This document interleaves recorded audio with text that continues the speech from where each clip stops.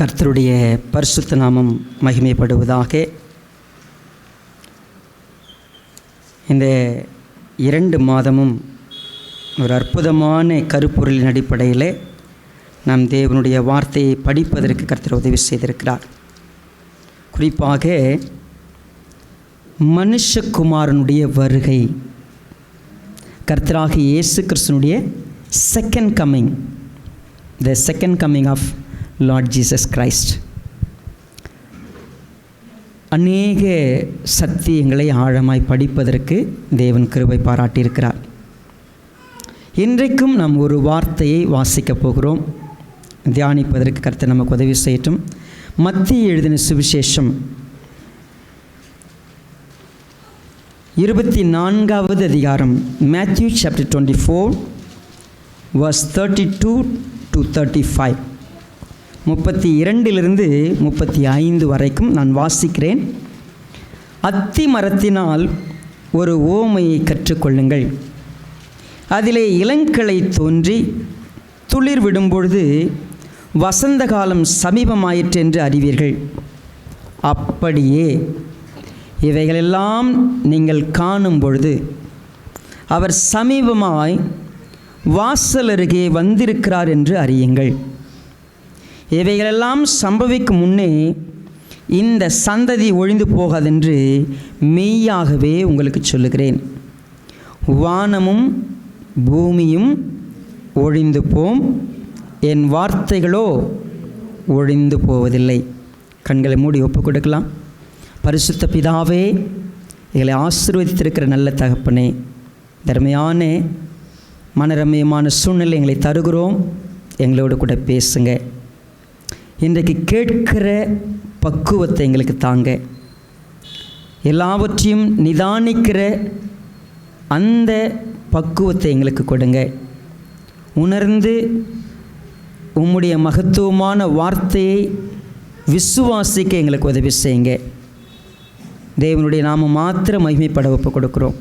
இயேசு ராஜாவின் நாமத்தில் தாழ்த்துக்கிறோம் நல்ல பிதாவே, ஆமென். ஆண்டவராகிய இயேசு கிறிஸ்து பேசின இந்த ஒரு வார்த்தை, வானமும் பூமியும் ஒழிந்து போம், என் வார்த்தைகளோ ஒழிந்து போவதில்லை. ஆண்டவராகிய இயேசு கிறிஸ்து தன்னுடைய ஊழியத்தை துவங்கின நாட்களில், at first his sermon was ஒரு மவுண்டனில், மலை பிரசங்கத்தில் அப்படி உட்காந்து பேச ஆரம்பித்தார் இல்லையா? அங்கே அவர் பேசின ஒரு முக்கியமான ஸ்டேட்மெண்ட் என்ன தெரியுங்களா? 5வது அதிகாரம் மத்தேயு 5 17வது வசனத்தை பாருங்கள். நியாயப்பிரமாணத்தை ஆனாலும் தீர்க்க தரிசனங்களை ஆனாலும் அழிக்கிறதற்கு வந்தேன் என்று எண்ணிக்கொள்ளாதீங்கள். அழிக்கிறதற்கு அல்ல, நிறைவேற்றுகிறதற்கே வந்தேன். வானமும் பூமியும் ஒழிந்து போனாலும் நியாயப்பிரமாணத்தில் உள்ளதெல்லாம் நிறைவேறும் அளவும் அதில் ஒரு சிறு எழுத்தாகிலும் ஒரு எழுத்தின் உறுப்பாகிலும் ஒழிந்து போகாது என்று மெய்யாகவே உங்களுக்கு சொல்லுகிறேன். மெய்யாகவே மெய்யாகவே அடிக்கடி நீங்கள் வாசிப்பீங்கள. இதை டிரான்ஸ்லேட் பண்ணவங்க மோஸ்ட் அஷ்யூர்லி, இன்னும் சொல்லப்போனால் தெளிவான வார்த்தையில் உறுதியாக சொல்லுகிறேன். நான் உண்மையாக சொல்கிறேன் அப்படின்னு நம்ம பேசுகிறோம்ல, ரியலி, வெரிலி, இப்படிலாம் வார்த்தை இருக்குது. இயேசுவானவர் பேசும்பொழுது நான் மெய்யாக சொல்கிறேன் அப்படின்னு ஏன் சொன்னார்? என்னைக்காவது கேட்டு பார்த்துறீங்களா? மெய்யாகவே மெய்யாகவே. இஸ்ரவேல் மக்கள்கிட்ட பேசும்பொழுதெல்லாம் இந்த வார்த்தையை அடிக்கடி ஒரு உபயோகம் பண்ணியிருக்கிறார். என்ன காரணம்னு புரிஞ்சுக்குங்க. வேதாகம வசனங்கள் எல்லாம் அவர்கள் கைகளிலே எழுதி கொடுக்கப்பட்டது. சத்தியங்கள் அவங்களிடத்தில் இருந்தது. ஆனால் நான் துவக்கத்தில் மனப்பாட வசனத்தில் உங்கள்கிட்ட பேசும்பொழுது சொன்ன வார்த்தை இப்படி தான், அவைகள் நிறைவேறுவது, அவைகளை விசுவாசிப்பதெல்லாம் அவர்களுக்கு ஒரு ஏதோ நடந்தால் நடக்கட்டும், நடக்காது அப்படின்ற ஒரு உணர்வு தான். எதையும் நம்புறதில்லை. வார்த்தைகளை முழுமையாய் உள்வாங்கி நம்பி இது நடக்கும்னு உறுதியாக இருக்கிறது இல்லைங்க. இப்போ நீங்களும் நானும் பைபிளை வாசிக்க ஆரம்பித்து பல வருஷம் ஆயிடுச்சு, நம்ம படிக்கிறோம். எத்தனை பேர் உங்கள் வாழ்க்கையில் இந்த வேத வசனங்கள் எல்லாம் நிறைவேறும்? என் வாழ்க்கையில்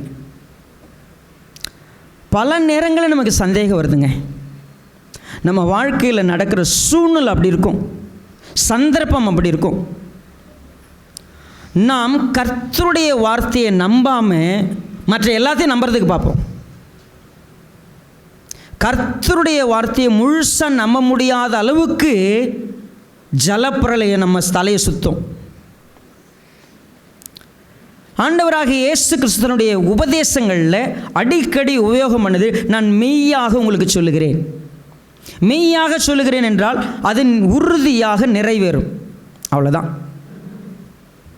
அவருடைய வார்த்தை சரியாக நிறைவேறும். அவர் என்ன சொன்னார்?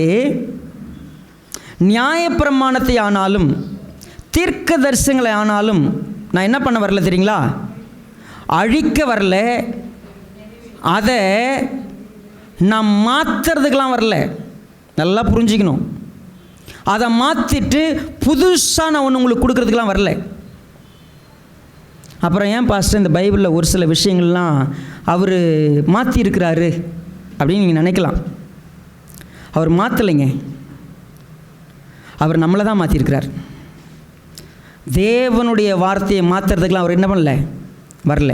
இப்போ நீங்கள் 5வது அதிகாரம் கையில் வச்சுருந்தீங்கன்னா 21வது வசனத்தை வாசிங்க.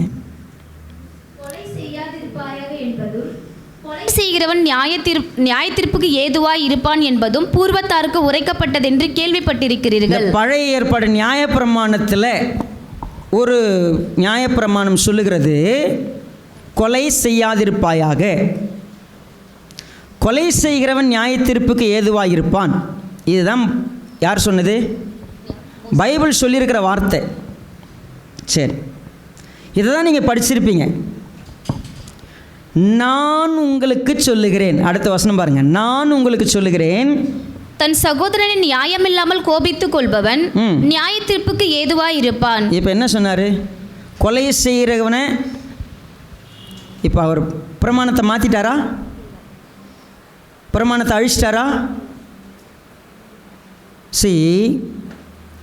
நல்லா புரிஞ்சிக்கணும்னா, இயேசுவானவர் இந்த பூமிக்கு வந்தது ஒரு நோக்கம். என்ன தெரியுங்களா? கர்த்தர் வேத வசனத்தை கொடுத்தாரு.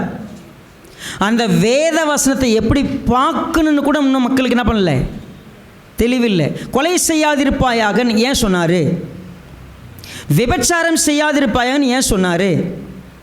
கண்ணுக்கு கண் பல்லுக்கு பல்லுன்னு ஏன் சொன்னார்? நீ படிக்கிற விதமே தப்பாக இருக்குது. அதனால தான் கண்ணுக்கு கண் பல்லுக்கு பல் என்று பூர்வத்தாருக்கு உரைக்கப்பட்டதை நீங்கள் கேள்விப்பட்டிருப்பீங்க. நான் உங்களுக்கு சொல்லுகிறேன் அப்படின்னு தீமைக்கு என்ன பண்ணாதீங்க, எதிர்த்து நிற்காதீங்க. அப்போது கண்ணுக்கு கண்ணு எடுக்கிறத மாற்றிட்டார்ல இப்போது அப்படின்னு நீங்கள் நினைக்கலாம். வசனத்தை ஏன் தேவன் கொடுத்தாருங்கிற பார்வையே நீங்கள் புரிஞ்சுக்கிட்டது வேறு, நான் புரிஞ்சுக்கிட்டது வேறு. சொல்லப்போனால் மோசே என்ன செஞ்சார்? நீங்கள் விவாகரத்து வாங்கிக்கலான்னு சொல்லிட்டாரு. நான் உங்களுக்கு சொல்கிறேன், நீங்கள் அப்படி செய்யக்கூடாது. அப்போ மோசே சொன்னதை நீங்கள் சொன்னது வேறு வேறையா அப்படின்னு கேட்டிங்கன்னா, அவர் சொன்னது ஏன், என்ன நோக்கம், நீங்கள் என்ன செய்யணும், நான் உங்களுக்கு சொல்லித்தரேன் பாருங்கள். அப்போது இயேசுவானவர் முதல் ஒரு விஷயம் சொன்னார், நீங்கள் வசனத்தை பார்க்குற விதத்திலே தப்பு இருக்குது, வசனத்தை நீங்கள் புரிஞ்சிக்கிற விதத்திலே தப்பு இருக்குது. உங்கள் விருப்பமான ஒரு வசனத்தை எடுத்துப்பீங்க, உங்களுக்கு விருப்பம் இல்லைன்னா அந்த வசனத்தை ஒதுக்கிடுவீங்க. நீங்கள் ஒரு சில வசனங்களை கூட்டிப்பீங்க, ஒரு சில வசனங்களை குறைச்சிப்பீங்க, ஒரு சில வசனங்களை தனியாக எடுத்து வச்சுக்கிட்டு நீங்கள் உங்கள் இஷ்டத்துக்கு நடந்துப்பீங்க. I won't do this. அதனால் நான் இந்த பூமியில் பேசுகிற வார்த்தை இருக்கே, நான் ரொம்ப முக்கியமாக ஒன்று சொல்கிறேன். நான் ஒன்று சொன்னால் அது உறுதியானது, அது மாறாதது. கர்த்தராகி இயேசு கிறிஸ்துனுடைய வார்த்தை இருக்கே, அவர் சொன்னார், நான் வருவேன் போயிட்டு. ஆமாம் தானே? அவர் சொல்லியிருக்கிறார்ல, நான் என்ன செய்வேன், திரும்ப வருவேன். இதில் என்னங்க சந்தேகம்? சரி, எங்களுக்கு சந்தேகம்லாம் இல்லை பாஸ்டர். அவர் வருவேன்னு சொன்ன பிறகு அவர் எப்பயோ இன்னொரு ஒரு 4000 வருஷம் கழித்து வர மாதிரி நம்ம ஒரு ஃபீலிங்கில் வாழ்ந்துட்டுருக்கோமே. ஏன்? அவர் வருவேன்னு சொன்னார்ல. இப்போ நம்ம ஒரு மனப்பாட வசனம் படித்தோம். 1 தெசலோனிக்கர் 5:2 என்ன சொல்லுச்சு? இரவிலே திருடன் வருகிற விதமாய். ஆமாம், சரியா? ஆமாம் தானே? வாசித்துட்டேன்ல. இப்போது உங்கள் கையில் வேதாகம் இருந்துச்சுன்னா மத்திய 24. இந்த வசனத்தை நீங்கள் எப்பயாவது படிச்சிருப்பீங்க. 44 வாசிக்கலாமா? நீங்கள் நினையாத நாழிகையிலே மனுஷகுமாரன் வருவார், ஆதலால் நீங்களும் ஆயத்தமாய் இருங்கள். இப்போ அவர் என்ன சொன்னார்? யார் சொன்னது இந்த வார்த்தையை? இயேசுவானவர் தான் சொன்னார். நீங்கள் நினைக்காத நாளில் வந்துடுவார்னு சொல்லியிருக்கிறாரு. அதனால் நீங்கள் என்னவா இருக்கணும்? சரி, நீங்கள் சொல்லுங்கள். நாங்களாம் ஆயத்தமாக ரெடியாக இருக்கிறோம். சொல்லுங்களேன் பாப்போம். ஆமாம் தானே? இப்போ நீங்கள் நல்லா புரிஞ்சுங்க. பழைய ஏற்பாட்டு மக்கள் கர்த்தருடைய வசனத்தை எப்படி பார்த்தாங்க தெரியுமா? பூர்வத்தாருக்கு உரைக்கப்பட்டது அவங்க எப்படி எடுத்துக்கிட்டாங்க? அவங்க எடுத்துக்கிட்ட விதம் வேறு. நான் உங்களுக்கு சொல்கிறேன், இந்த வார்த்தையினுடைய அர்த்தமே வேறு. அதாவது ஒரு ஸ்திரீயோடு விபச்சாரம் பண்ணாதான் விபச்சாரம் இல்லை, ஒரு ஸ்திரீ இச்சையோடு பார்த்தாவே விபச்சாரம். நான் உங்களுக்கு சொல்கிறேன், நீங்கள் மத்திய 5 படிச்சிங்கன்னா ஒவ்வொரு வசனமும் இப்படி தான் இருக்கும். நீங்கள் எப்படி நீங்கள் வசனத்தை புரிஞ்சிக்கிற விதம், ரைட்? இது ஃபஸ்ட்டு பார்ட். 2வது பார்ட் பாருங்கள். அதே மத்திய எழுதின சுவிசேஷம் 7வது அதிகாரம்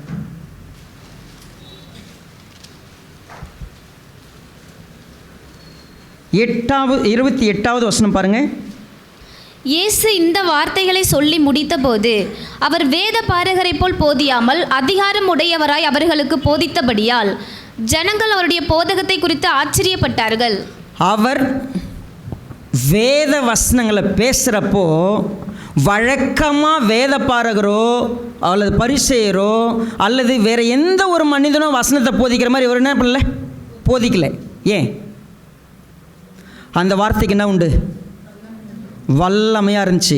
அந்த வார்த்தையில் அத்தாரிட்டி இருந்துச்சு. அந்த வார்த்தை அதுக்குள்ளே ஜீவன் இருக்கிறது தெரியுது.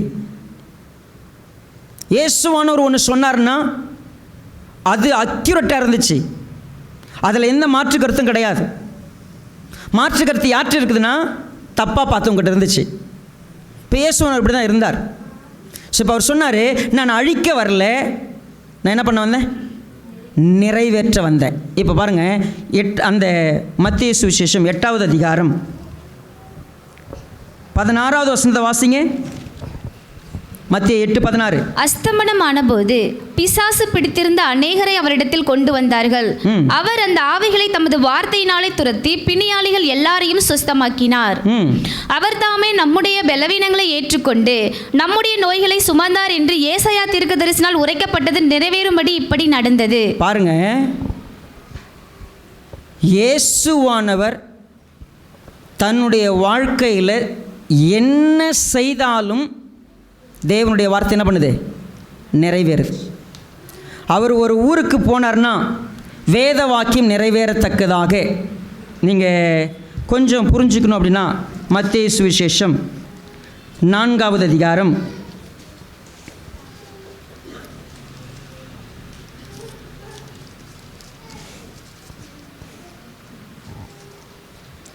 13வது வசனத்தை பாருங்கள். 12லேருந்தே வாசிக்கலாம். யோவான் காவலில் வைக்கப்பட்டான் என்று இயேசு கேள்விப்பட்டு கலிலேயாவுக்கு போய் நாசரேத்தை விட்டு செபுலோன் நப்தலி என்னும் நாடுகளின் எல்லைகளில் இருக்கும் கடற்கரைக்கு அருகான கப்பர்நகூமிலே வந்து வாசம் பண்ணினார். கடற்கரை அருகையாகிலும் யோர்தானுக்கு அப்புறத்தில் உள்ள செபுலோன் நாடும் நப்தலி நாடும் ஆகிய புறஜாதியரோட கலிலேயாவிலே இருளில் இருக்கும் ஜனங்கள் பெரிய வெளிச்சத்தை கண்டார்கள். மரண இருளின் திசையில் இருக்கிறவர்களுக்கு வெளிச்சம் உதித்தது என்று ஏசாயா தீர்க்கதரிசினால் உரைக்கப்பட்டது நிறைவேறும்படி இப்படி நடந்தது. ஒரு நிமிஷம் கவனிங்க. இயேசுவானவர் ஒரு ஊர்லேருந்து இன்னொரு ஊருக்கு போனார்னா அதுவும் என்னதான்? வேத வசனத்தை அப்படியே நிறைவேற்றுறது தான். எந்த ஊரில் போய் டென்ட்டு போடுறாரோ, எந்த ஊரில் உட்காந்துருக்கிறாரோ, எந்த ஊரில் பிரசங்கம் பண்ணுறாரோ, எந்த ஊருக்கு ஷிஃப்ட் ஆகி போகிறாரோ எல்லாமே என்ன தான் ஏற்கனவே. இப்போ நீங்கள் சொல்லுங்கள், உங்கள் கையில் பைபிள் இருக்குல்ல, இந்த பைபிளில் இருக்கிற வசனத்தின்படி தான் என் வாழ்க்கையில் ஒவ்வொன்றும் நான் செய்கிறேன் அப்படி சொல்லுவீங்களா? ஆனால் இப்போது நம்ம ஒரு மத்தேயு 24 படிக்க போகிறோம். படிக்க போகிறதுக்கு முன்னாடி ஒரு விஷயத்தை யோசிப்போம். நான் வேத வசனத்தை மாற்ற வரல, நிறைவேற்ற வந்தேன். அப்போ நிறைவேற்றுவது என் வாழ்க்கையில் தேவன் சொன்னது அத்தனையும் நடக்கணுங்கிறது தான் என்னுடைய நோக்கம், அவருடைய நோக்கம். அப்போ ஒவ்வொன்றையும் நாங்கள் நிறைவேற்றிக்கிட்டு இருக்கிறோம். அப்போ நிறைவேற்றும் போது நான் ஒரு ஊரில் போய் இப்போ நப்தலி நாட்டில், செபுலோன் நாட்டில் கடற்கரையில் இருக்கிற ஜனங்கள்லாம் வெளிச்சத்தை பார்க்கணும், ஏசாயா 9வது அதிகாரத்தில் சொல்லப்பட்டது நடக்கணும்னா நான் அந்த ஊருக்கு போகணும். விசுவாச சபை, நம்பிக்கை சபை, இது மனுஷனால் உண்டானதா, தேவனால் உண்டானதா? தேவனுடைய சித்தை நிறைவேறதுக்காக இது நடக்குதா, இல்லை ஏதோ மனுஷங்க விருப்பப்பட்டு இதெல்லாம் செஞ்சுக்கிட்டு இருக்கிற விஷயமா? How do we justify? இதை எப்படி நம்மால் உறுதியாக இது தேவனுடைய கரம் நடத்துகிறது, தேவனுடைய வார்த்தை நிறைவேறுகிறதுன்னு எப்படி சொல்ல முடியும்? நான் தேவனுடைய வார்த்தையை அசட்டை பண்ணி, தேவனுடைய வார்த்தையை தூக்கி போட்டு, தேவனுடைய வார்த்தையை நம்பாமல், தேவனுடைய வார்த்தைக்கு எனக்கு சம்பந்தம் இல்லாத ஒரு வாழ்க்கை நான் வாழ்கிறேன்னா, இல்லை தேவனுடைய வார்த்தையின்படியே நான் வாழ்கிறேன்னா, அது ரொம்ப முக்கியம். அப்போ நம்ம கவனிப்போம், கர்த்தராகிய இயேசு கிறிஸ்து இந்த பூமியில் அவர் பிரசங்கித்தார். அவர் மற்றவங்க மாதிரி பிரசங்கிக்கலை. மெய்யாக நான் சொல்லுகிறேன், என்ன தெரியுமா? வானமும் பூமியும் ஒழிந்து போகும், ஆனால் இந்த என்னுடைய வார்த்தைகள் என்ன பண்ணது? ஒழியாதுன்னு சொன்னார்ல. சரி, நீங்கள் எத்தனை பேர் அவர் நினையாத நாளிகையில் வருவார்னு சொல்லப்பட்டதை நம்பி ஆயத்தமாக இருக்கிறீங்க? நான் இப்போது சொல்கிற இந்த வார்த்தையை எத்தனை பேர் விசுவாசிப்பீங்க, எத்தனை பேர் உடனே ரெஸ்பாண்ட் பண்ணுவீங்க அப்படிங்கிறது நீங்கள் கவனிச்சு பாருங்கள். இயேசுவானவர் கூட 12 சீஷர்கள் இருந்தாங்க, திரளான ஜனங்கள் வந்தாங்க. அவன் பரிசேயர், வேதபாரகர், சதுசேயர், ஏரோதையர்னு சொல்லி ஆசாரியர், பிரதான ஆசாரியர் எல்லாருமே இருந்தாங்கங்க. ஆனால் இயேசுவினுடைய வார்த்தைக்கு இருக்கக்கூடிய வல்லமையை விசுவாசித்தவங்க நீங்கள் எண்ணி பார்த்தா கூட கிடைக்க மாட்டாங்க. ஒரு நாள் அவருடைய பிரசங்கத்தெல்லாம் முடிச்சிட்டாரு, வேற ஒரு ஊருக்கு ஊழியம் செய்கிறதுக்கு போகிறார். கப்பர்நகமுக்கு போகிறார். அப்படி போகும்பொழுது இயேசுவானவரிடத்தில் யூத மத தலைவர்கள் கொஞ்சம் பேர் சொல்கிறாங்க, ஐயா போதகரே, நீங்கள் எங்களுக்கு ஒரு உபகாரம் பண்ணணும். என்ன அப்படின்னா, இங்கே ஒரு மனுஷன் இருக்கிறான், அவன் நம்முடைய யூத ஜனத்தை சேர்ந்தவன் இல்லை, அவன் ஒரு புறஜாதியான். அவன் யூதர்களுக்காக பல நன்மையான காரியங்களை செய்திருக்கிறான். அவனுக்கு இப்போ ஒரு ரெக்வஸ்ட் இருக்குது. என்ன ரெக்வஸ்ட்னா, அவனுடைய வீட்டு வேலைக்காரன் சுகம் இல்லாமல் இருக்கிறான், மரணப்படுக்கையில் இருக்கிறான். நீங்கள் அவன் வீட்டு வரைக்கும் வரணும், அவனை சுகப்படுத்தணும். Listen carefully. வேத வசனத்தை தங்க இஷ்டத்துக்கு மாற்றிக்கிறவங்க தான் யூதர்கள்.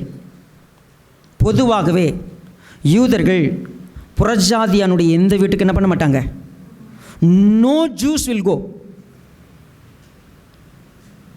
என்ட்ரு ஆகவே மாட்டாங்க. ஏன்னா அது அவங்களுக்கு தீட்டு, அது அசுத்தம், அப்படி போக மாட்டாங்க. யூதர்கள் இப்போது லாபத்துக்காக, அவன் கொஞ்சம் எங்களுக்கு நன்மை செஞ்சுருக்கிறான், நாங்கள் திருப்பி அவனுக்கு நன்மை செய்யணும். இப்போ யாராலையும் செய்ய முடியாத ஒரு வேலை யார் செய்ய முடியும்? உங்களால் செய்ய முடியும், நீங்கள் எங்களுக்கு உதவி செய்யுங்க, அவன் வீட்டுக்கு வாங்க. இயேசுவானவர் எதுவும் பேசலை. ஓகே, அவருக்கு அதெல்லாம் பிரச்சனை இல்லை, அவர் போகிறாரு. ஏன்னா இவங்க தான் புறஜாதியார் வீட்டுக்கு போகக்கூடாதுன்னு இவங்களாம் என்ன பண்ணியிருக்கிறாங்க? ஒரு நியமனம் வச்சுருக்கிறாங்க. அவர் போகிறாரு. அவன் வேகமாக வந்துட்டாங்க. சொன்னான், ஆண்டவரே, நீங்கள் என் வீட்டுக்கு வர்றதுக்கு நான் பாத்திரவான் அல்ல,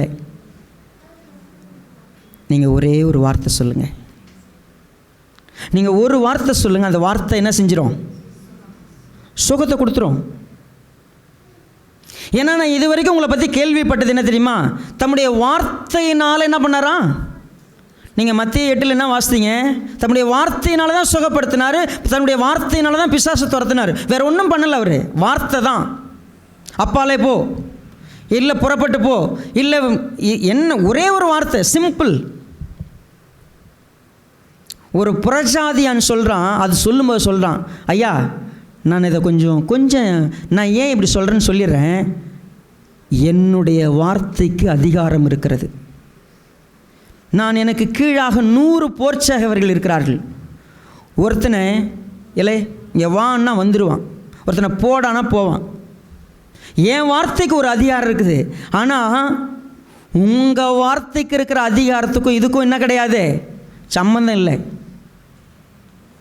உங்கள் வார்த்தை ஒருத்தனுக்கு உயிரை கொடுக்க முடியும். உங்கள் வார்த்தை ஒருத்தனை உயிரோடு எழுப்ப முடியும். உங்கள் வார்த்தை உருவாக்க முடியும். நீங்கள் சொன்னால் நடக்கும். நான் ரொம்ப அற்பமான மனுஷன், உதவி செய்யுங்க. நீங்கள் யோசித்து பாருங்களேன். அப்போது இயேசு கிறிஸ்துனுடைய வார்த்தை சும்மா சொல்லப்படலை. நீங்கள் பைபிளில் படிக்கிறீங்களே, இந்த வார்த்தையெல்லாம் ஜீவன் இல்லாததில்லை, நடக்காததில்லை. ஏதோ ஒன்று வேதாகமத்தில் நான் வாசிக்கிறேன், நான் போயிட்டுருக்கேன், அப்படி இல்லை. Everything as a power, everything as a life. கர்த்தருடைய வார்த்தை ஜீவன் உள்ளது. அப்போ ஜீவன் உள்ள வார்த்தை அப்படின்னு சொல்கிறது அப்படின்னு சொன்னால் அது நடக்கும். நடக்காததை பேசலை. இப்போ எனக்கு ஒரு கேள்வி இருக்குது. நான் இன்றைக்கி கூட பைபிள் படிக்கிறப்போ சகரியா புஸ்தகத்தில் என் கூட வாங்கலேன், இந்த வார்த்தை என்னை சிந்திக்க வைத்தது. சகரியா சாப்டர் 12 verse 1. கர்த்தர் சொன்ன வார்த்தையின் பாரம் வானங்களை விரித்து பூமியை அஸ்திபாரப்படுத்தி மனுஷனுடைய ஆவியை அவனுக்குள் உண்டாக்குகிற கர்த்தர் சொல்லுகிறது என்னவென்றால், கவனிங்க, வானங்களை விரித்து பூமியை அஸ்திபாரப்படுத்தி மனுஷனுடைய ஆவியை அவனுக்குள் உண்டாக்குகிற 3 விஷயங்கள் சொல்லப்பட்டிருக்குது. என்னென்ன தெரியுமா? ஒன்று, வானத்தை படைச்சார், பூமியை படைச்சார், இன்னொன்றையும் படைச்சிருக்கிறார். என்னது? இந்த 3ல் எது அவர் வார்த்தைக்கு கட்டுப்பட்டிருக்கு?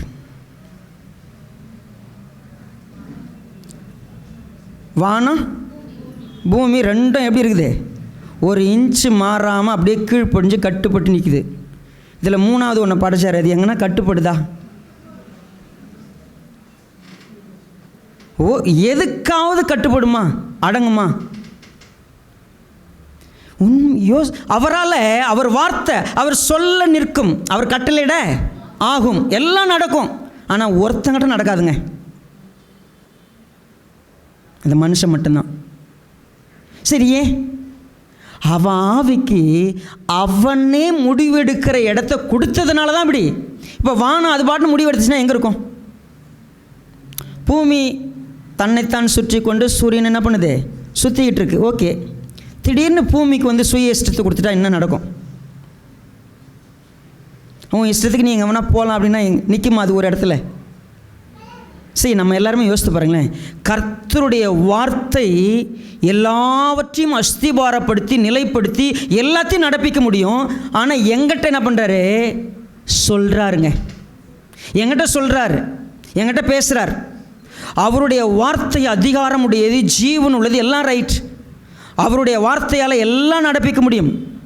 ஒருத்தனை குஷ்டரோகியை பார்த்து நீ சொஸ்தமாகன்னு சொன்னால் முடவனை பார்த்து எந்த நடனா நடப்பான், அவ்வளோதான். அதில் மாற்று கருத்தே இல்லை. ஆனால் மனிதன் அவனுடைய இருதயத்துக்கிட்ட வந்து ஒரு சில வார்த்தைகளை சொல்லும் பொழுது அவன் அதை முதல்ல ஏற்றுக்கொள்ளுகிறானா, அதை நம்புகிறானா? அதை நம்புறதுங்கிறது அவனுடைய ரெஸ்பான்ஸில் தான் தெரியும். நான் நம்புறேன்னு வாயில் சொல்லிட்டு போயிடலாம், கை தூக்கிடலாம். ஆனால் நான் யாராக இருக்கிறேங்கிறதா என் நம்பிக்கை. ஸோ விசுவாசங்கிறது கிரியைகளில் தெரியணும்.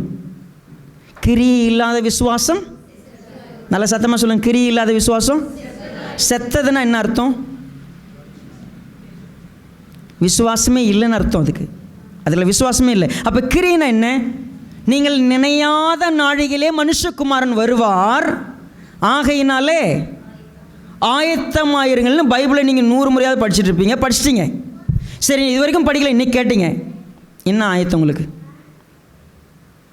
என்ன ஆயத்தம் இருக்குது? ஸோ ஆகையினால இயேசுவானவர் பேசுகிற இந்த வசனத்தை இது பாருங்கள், இவ்வளோ நேரம் படிச்சுட்டு இப்போ எங்கே வரோம் தெரியுங்களா? மத்திய 24:32 வரோம். இயேசுவானவர் என்ன சொன்னார் 32ல்? அத்திமரத்தினால் ஒரு ஓமையை கற்றுக்கொள்ளுங்கள். அத்திமரத்தினால் ஒரு ஓமையை கற்றுக்கொள்ளுங்கள். அதிலே இளங்கிளை தோன்றி துளிர்விடும் போது வசந்த காலம் சமீபம் ஆயிற்று என்று அறிவீர்கள். சரி, அத்திமரம் இஸ்ரவேல் மக்களோடு ஒப்பிடப்படுகிற ஒரு உதாரண மரம். அத்தி மரத்தை ஆண்டவர் சபிச்சார் இல்லையா? உண்மையாகவே அத்தி மரம் யாரோடு ஒப்பிடப்படுகிறது? இஸ்ரவேல் மக்களோடு ஒப்பிடப்படும். இஸ்ரவேல் மக்கள் மிக அதிகமாய் பயன்படுத்துகிற ஒரு மரம் எதுனா அத்தி மரம். அத்தி மரத்தை வைத்து ஒரு உண்மையை புரிந்து கொள்ளுங்கள். அது என்ன? இலைகள்லாம் விழுந்துருச்சு, புதுசாக துளிர் விடுகிறது. நீங்கள் ஒரு புது துளிரை பார்க்குறீங்க, நீங்கள் இலை தோன்றுகிறதுன்னு சொன்னால் நீங்கள் இப்போ என்ன மாதம்லாம் நீங்கள் என்ன பண்ண தேவையில்லை. நீங்கள் இப்போ தான் மே மாதம் வந்துருச்சு அப்படின்னு நீங்கள் மாதத்தை கணக்கு பண்ணிலாம் இது சம்மர்னு சொல்ல தேவையில்லை. என்ன தெரியுமா? அத்தி மரம் துளிர் விட்டாலே கோடை காலம் ஆரம்பிச்சிருச்சுன்னு அர்த்தம். அத்தி மரம் துளிர் விட்டுச்சுன்னா கோடை காலம் கம்பல்சரி வந்துடும், அதை நீ மாற்றவே முடியாது. அப்படி சொல்லிட்டு இப்போ ஒரு வசனம் சொல்கிறாரு. என்ன சொல்கிறாரு பாருங்க. அப்படியே இவைகள் எல்லாம் நீங்கள் காணும் பொழுது அவர் சமீபமாய் வாசல் அருகே வந்திருக்கிறார் என்று அறியுங்கள். அவர் சமீபமாய் வாசல் அருகே வந்திருக்கிறார் என்று அறிந்து கொள்ளுங்கள். என்னது? எதெல்லாம் சம்பவிக்கும் போது என்னெல்லாம் சம்பவிக்குது பாருங்க. இந்த அதிகாரம் முழுக்க கொஞ்சம் அப்படி ரிப்பீட் பண்ணி பார்ப்போம். அநேகர் வந்து என் நாமத்தை தரித்து கொண்டு நானே கிறிஸ்து என்று சொல்லி உங்களை வஞ்சிப்பாங்க. ஃபஸ்ட்டு வஞ்சனை இருக்கும். ரெண்டாவது யுத்தங்களின் செய்திகளையும் என்ன பண்ணுவீங்க? கேள்விப்படுவீங்க. மூணாவது ஜனத்துக்கு விரோதமாக ஜனம், ராஜ்யத்துக்கு விரோதமாக ராஜ்யம், பஞ்சங்களும் கொள்ளை நோய்களும் பூமி அதிர்ச்சிகளும் பல இடங்களில் உண்டாகும். இதெல்லாம் வேதனைகளுக்கு ஆரம்பம். உங்களை உபத்திரவப்படுத்துவாங்க, உங்களை கொலை செய்வாங்க, நீங்கள் பகைக்கப்படுவீங்க, அநேக கள்ளத்தீர்க்கதரிசிகள் எழும்புவாங்க, அநேகரை வஞ்சிப்பாங்க. இதையெல்லாம் நீங்கள் காணும் பொழுது வசந்த காலம் முடிஞ்சு இப்போ கோடை காலம் ஆரம்பிக்குதுன்னு எப்படி அத்தி மரத்தை பார்த்து தெரிஞ்சுக்கிறீங்களோ அதே போல் நிறைய அற்புத அடையாளம் அங்கங்கே செய்கிறாங்க. நிறைய உங்களுக்கு பார்த்தீங்கன்னா உங்களை வஞ்சிக்கிற விஷயங்கள் நடந்துக்கிட்டு இருக்கு, உங்களை பகைக்கிற விஷயம் நடக்குது, உங்களுக்கு உங்களுடைய சூழ்நிலையெல்லாம் மாறிக்கிட்டே இருக்குதுன்னு சொன்னால் ஒரு விஷயம் தெரிஞ்சுக்க, அவர் வாசல் அருகே என்ன பண்ணிட்டாரு? வந்துட்டார். அவர் வர்றது, அவர் கிட்ட வந்துட்டாருங்க. அவர் வந்தாச்சு, அவர் இன்னும் என்ட்ராகல, அவ்வளோதான். அவர் வருகை சமீபம் ஆயிடுச்சு. ரொம்ப தெளிவாக சொன்னார். இவைகளெல்லாம் சம்பவிக்கும் முன்னே இந்த சந்ததி ஒழிந்து போகாது என்று மெய்யாகவே உங்களுக்கு சொல்லுகிறேன். என்னது அது? அவங்க ஒரு கேள்வி கேட்டிருந்தாங்க. ஆண்டவரே, இந்த தேவாலயம் எப்பொழுது இடிக்கப்படும்? ரொம்ப தெளிவாக சொன்னார். இது சம்பவிக்கிறதுக்கு முன்னாடி நீங்கள்லாம் என்ன பண்ண மாட்டீங்க? ஒழிஞ்சிட மாட்டீங்க. 40 வருஷத்தில் நடந்துருச்சு. தேவாலயம் இடிக்கப்படுன்னு சொன்னார்ல, இடிக்கப்பட்டது. அவர் சொன்னார், நான் வருவேன்னு சொன்னார். He is going to come. He will come. When? நிறைய பேர் என்ன நினைக்கிறாங்க? 2 பேதுரு 3வது அதிகாரத்தில் என்ன சொல்லப்படுகிறது பாருங்கள். 2 Peter chapter 3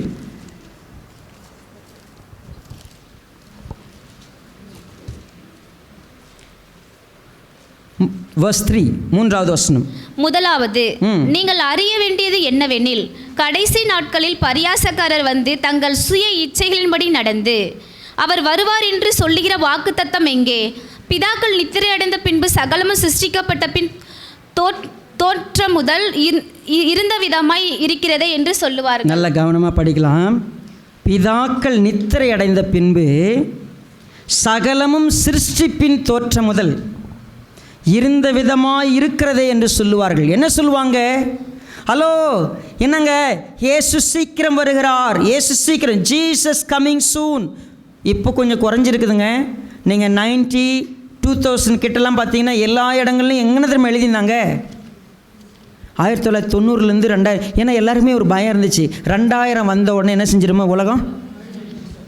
உங்களுக்கு யாருக்காவது இந்த 2000க்கு முன்னாடி இருந்தவங்களுக்குலாம் தெரியும், கம்ப்யூட்டரில் 2000 வந்துச்சுன்னா கம்ப்யூட்டர்லாம் வேலை செய்யாதுன்னு ஒரு ஐடியா இருந்துச்சு. ஏன்னா நியூமரிக் அதில் போட்டிருந்தது என்னென்னா 1999 அந்த டிசம்பர் 31 வரைக்கும் தான். 2000 பிறந்த உடனே கம்ப்யூட்டரில் என்ன செய்யாது, வேலை செய்யாது. 2000 எல்லாமே முடிஞ்சிடும். அதனால் எல்லாம் என்ன பண்ணாங்க தெரியுமா? Jesus is coming soon, Jesus is coming soon எல்லா இடங்களிலும் பிரசித்தம். உலகம் அழிய போகுது, காத்துக்கிட்டே இருந்தாங்க. 2000 பிறந்துச்சு. அது டிசம்பர் 31 ஒரே மாதிரி தான் இருக்குது. நம்பர் மட்டும்தான் மாறி இருக்கு, வேறு எதுவுமே மாறல. இப்போ எல்லாம் தான் நம்ம சொல்கிறாங்க, 2000 வருஷமாக கதை விட்டுனுக்குறீங்க, யார் வருவார்னு. சரி, நீங்களும் தான் நம்புறீங்க, அவர் எங்கே வர்றாரு? ஏதோ வாசப்படியில் வந்துட்டாருங்கிறீங்க. எல்லா இடத்துலையும் பூமி எதிர்ச்சிருக்குது. எங்கள் வீட்டில் தினமும் என்னை வெறுக்கிறாங்க, என்னை பகைக்கிறாங்க, உபத்திரவமாக நான் அனுபவிக்கிறேன். என் வாழ்க்கையில் எவ்வளோ பிரச்சனை. ஏசு சீக்கிரம் வந்த பாடில்லை. நான் எப்படி நம்புறது? கடைசி நாளில் பரியாசக்காரர்னா என்ன அர்த்தம்? நீங்கள் இந்த பரியாசக்காரங்கிற வார்த்தையை நீங்கள் புரிஞ்சிக்கணும். உங்களுக்கு இந்த பரியாசக்காரன்னொன்னே ஃபஸ்ட் எடுத்தோன்னே ஞாபகம் வருது, சங்கீதம் 1 ஞாபகம் வந்துடும். துன்மார்க்கனுடைய, பாவிகளுடைய. இப்போ 3வது ஒரு ஆள் யாரை பற்றி சொல்கிறாங்க? யாருங்க இந்த பரியாசக்காரன்? இந்த கிண்டல் பண்ணுறவனா? சாதாரணமாக பரியாசம் பண்ணுறதுன்னா என்ன? மோக் பண்ணுறவன், கிண்டல் பண்ணுறவன்னு வச்சுக்கோ. நம்மளை நக்கல் பண்ணுறவன்னு வச்சுக்கோ, அப்படி வச்சுக்கங்களேன். துன்மார்க்கன் தேவனுடைய மார்க்கத்திற்கு எதிரானவன். அவன் யாரு? துன்மார்க்கன். சன்மார்க்கன் வேற, துன்மார்க்கன் வேற. அவன் தேவனுடைய பாதையே அறியாதவன், தேவன்னா யாருன்னே தெரியாதவன். 2வது ஒருத்தர் இருக்கிறாங்க பாவின்னு. அந்த பாவி யார் தெரியுமா? தேவனை தெரியும் அவனுக்கு, ஆனால் அவன் தேவனுக்கு விரோதமாகவே நிற்கிறவன். ஃபஸ்ட்டு ஒருத்தனுக்கு தேவனையே தெரியாது, 2வது ஒருத்தனுக்கு தேவனை தெரியும், ஆனால் தெரிஞ்சு என்ன பண்ணுவான்?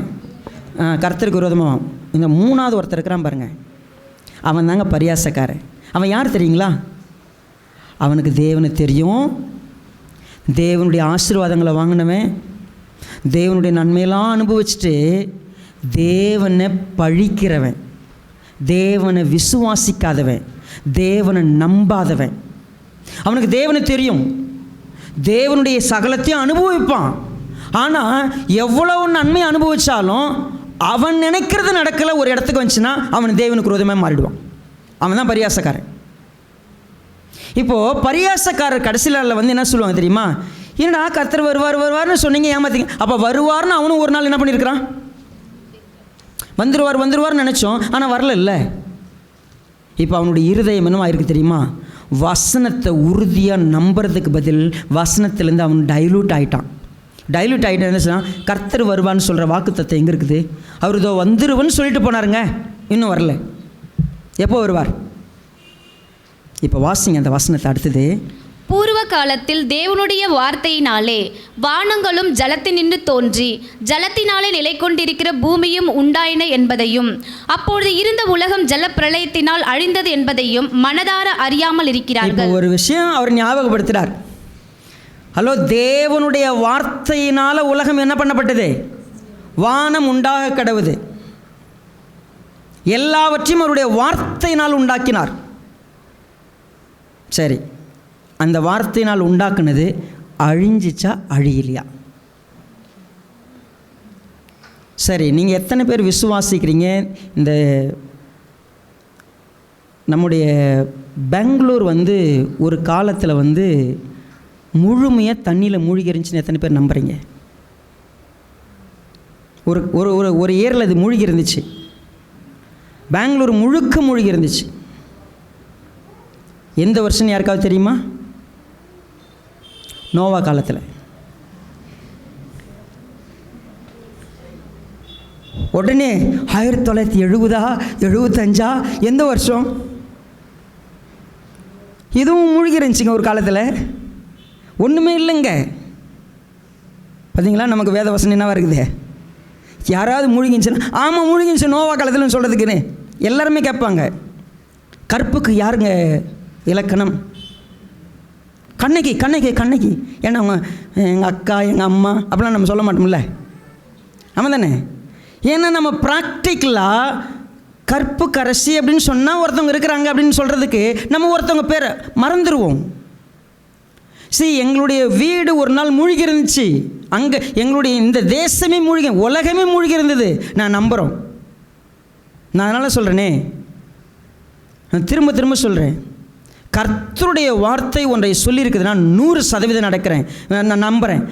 சிவந்த சமுத்திரத்தில் நடந்தாங்க, நானும் நடந்தேன். நான் நம்புகிறேன். சின்ன வயசில் என்று சொல்லி என்னை நான் எலிமெண்ட்ரி ஸ்கூல் படிக்கிறேன். அப்போ எனக்கு ஒரு வார்த்தை சொன்னாங்க, பாலும் தேனும் ஓடுகிற தேசத்துக்கு இஸ்ரவேல் மக்களை கூப்பிட்டு போனாங்கன்னு. எனக்கு சின்ன வயசில் பால் எந்த வழியில் ஓடி இருக்கும், தேன் எந்த வழியில் ஓடி இருக்குன்னு தெரில. இவங்கெல்லாம் அப்போ ஆற்றுல ஓடி இருக்குமோ அப்படின்னு நான் என்ன பண்ணியிருக்கிறேன். சரி, அந்த பாலும் தேனும் ஓடுறத காட்சியை அப்போல்லாம் டிவிலாம் ஊரில் கிடையாதுங்க. யாரும் எங்கள் ஊர்லாம் டிவி கிடையாது. ஸோ அப்போ எங்களுக்கு தெரிஞ்ச ஒரு டாக்டர் வீட்டில் டிவி இருக்குது. அவங்க வீட்டில் டெக் வச்சு கேசட்டில் 10 கமாண்ட்மெண்ட்ஸ் என்ன பண்ண போகிறாங்க, எனக்கு சினிமா காட்ட போகிறாங்கன்னு சொல்லிட்டு அதை பார்க்குறதுக்கு எங்கள் அப்பா அம்மா என்னை பயங்கரமாக புதுசாக சட்டை பேண்ட்லாம் போட்டு கூப்பிட்டு போகிறாங்க. அங்கே நான் அந்த காட்சியை பார்க்குறதுக்கு ரெடியாகி போயிருக்கிறேன். எனக்கு ஒரே பயங்கர ஆர்வம். அப்போ பாலும் தேனும் ஓடுறதுன்னா எப்படி இருக்கும் அப்படின்னு பார்க்கலான்னு. அங்கே போனால் வெறும் தண்ணி தான் இருந்துச்சு. சரியா? எனக்கு நான் அப்போது நான் புரிஞ்சுக்கிட்டது என்ன, அந்த வயசுலேருந்து அந்த இடத்துலேருந்து எனக்கு என் இருதயத்துக்குள்ளே ஒன்று கர்த்தருடைய வார்த்தையில் சொல்லப்பட்டது என்ன, பாலும் தேனும் ஓடுகிற தேசம்னா எவ்வளவு செழிப்பு குறிக்கிற வார்த்தைன்னு எனக்கு இப்போ தெரியாது. ஆனால் செழிப்புன்னு புரிஞ்சிக்க ஆரம்பித்தப்போ கர்த்தர் அவங்க எப்படி நீர் பாய்ச்சினாங்களே தெரியுங்களா? காலால் நீர் பாய்ச்சினாங்களாம். நீங்கள் உங்கள் லைஃப்பில் விவசாயம் பண்ணிங்கன்னா தெரியும் காலால் நீர் பாய்ச்சதுனா என்னென்னு. காலால் நீர் பாய்ச்சறது ரொம்ப அது எவ்வளோ பெரிய செழிப்பை குறிக்கிற வார்த்தை. தண்ணி நீங்கள் மடம் மாறுறதுக்கு போனீங்கன்னா தெரியும். மடம் மாறுறப்போ கொஞ்சம் எக்ஸ்ட்ரா தண்ணி மற்ற இடத்துக்கு போகணுன்றதுக்கு எவ்வளோ அவசரமாக அந்த மடையை மாற்றி போகணும் தெரியுங்களா? தண்ணி பாய்ச்சுறவங்களுக்கு தெரியும் தண்ணியினுடைய அருமை. ஆனால் அவங்க காலால் நீர் பாய்ச்சினாங்க. செழிப்பை பற்றி நான் புரிஞ்சுக்கிட்டேன். அப்போ கர்த்தர் சொல்கிற வார்த்தையினுடைய ஆழம், அது நடக்கிறது, எல்லாம் நடக்குதுன்னு நான் புரிஞ்சுக்கிட்டேன். இப்போ ஆண்டவராக இயேசு கிறிஸ்து என்னை பார்த்து சொல்கிறாரு, எப்பா நீ யுத்தத்தை கேள்விப்படுறியா, உன் வஞ்சனையை பார்க்குறியா, அந்தி கிறிஸ்து நிறைய பேர் இருக்கிறாங்களா, எல்லா இடங்களிலும் அற்புதங்களை வச்சு ஏமாற்றிக்கிட்டு இருக்கிறாங்களா, இன்றைக்கி மக்கள் நோவாவின் காலத்தில் இருந்ததை போல மக்கள் இருப்பாங்க. அவங்க புசித்து குடித்து உட்கார்ந்து விளையாடி கொண்டிருப்பாங்க. மனுஷகுமாரன் எப்போ வரப்போறான்னு தெரியாமல் ஜனங்க இருப்பாங்கன்னா, நீ தயவு செய்து ஆயத்தமாறு. வானமும் பூமியும் ஒழிந்து போம், என் வார்த்தைகள் என்ன பண்ணாது, ஒழியாது, அது மாறிடாது. நேற்று ஒன்று சொல்லி இன்றைக்கி ஒன்று நான் சொல்ல மாட்டேன். நேற்று சொன்னதை இன்றைக்கி நான் மாற்றிட மாட்டேன். நான் என்றைக்கும் நேற்றும் இன்றும் என்றும் மாறாத தேவன். நான் சொன்னது தான் செய்வேன். ஒரு வேளை 2nd ஆனிவர்சரிக்கு முன்னாடி இயேசு கிறிஸ்து வருவார்னா என் ஆயத்தம் எவ்வளோ? 2nd ஆனிவர்சரிக்கு எவ்வளோ ஆயத்தம் தெரியுமா? எல்லாம் யூனிஃபார்ம் தைச்சிட்டிங்களா? எல்லாம் ரெடி ஆகிட்டிங்களே?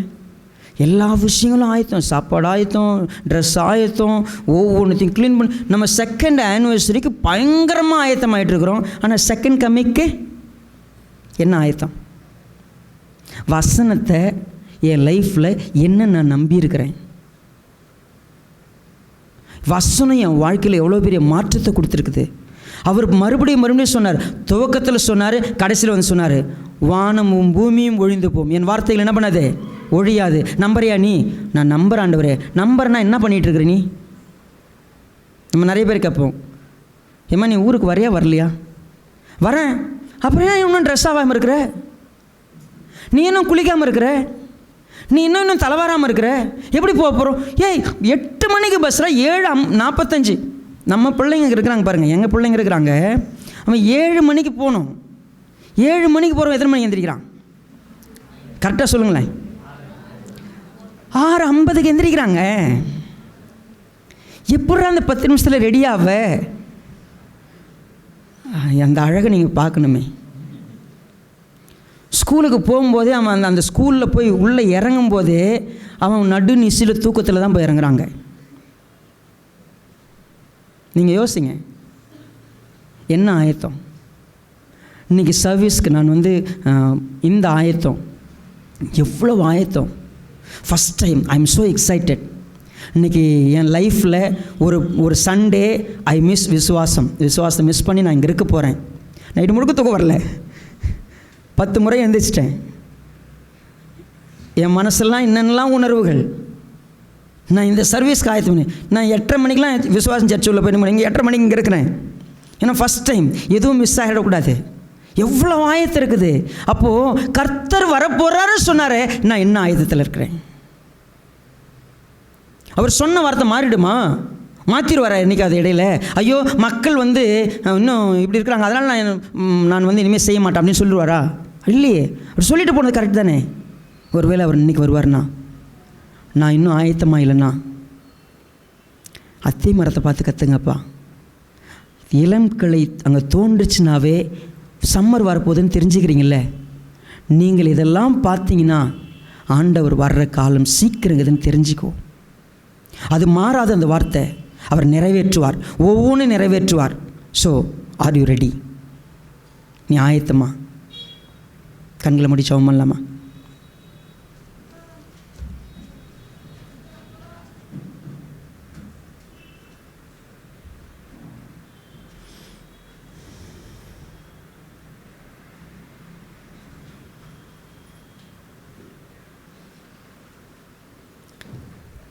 ஜெபிக்கிறதுக்கு முன்னாடி ஒரு கேள்வி.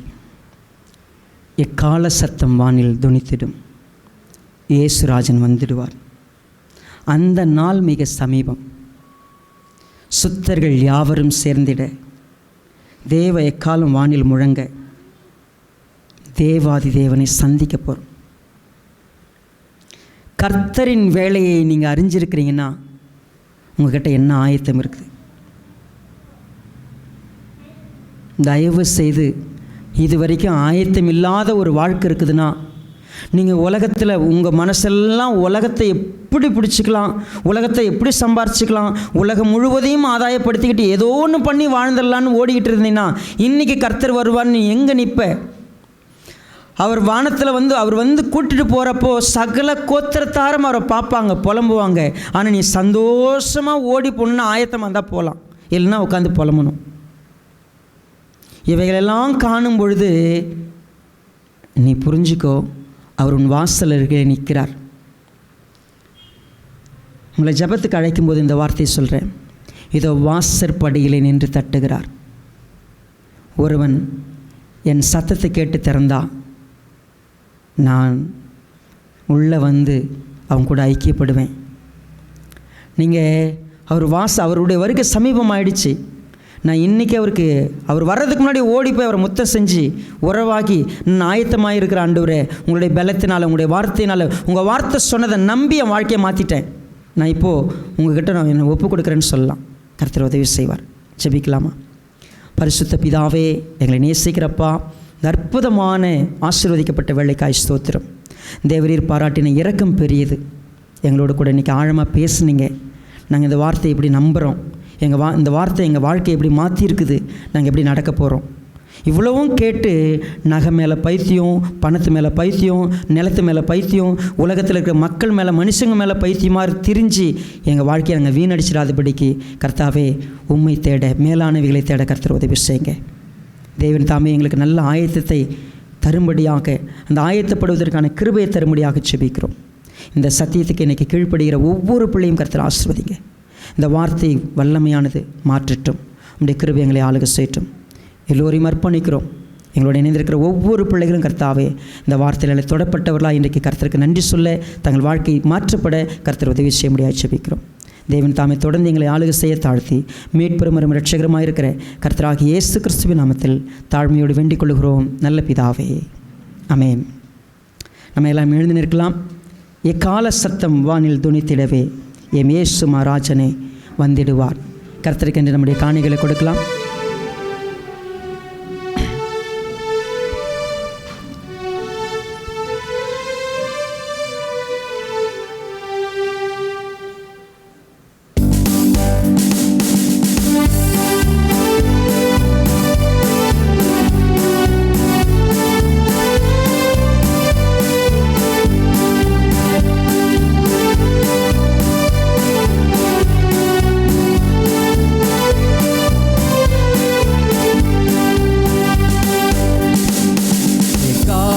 சத்தம் வானில் துணித்திடவே என் இயேசு மகாராஜனே வந்திடுவார்.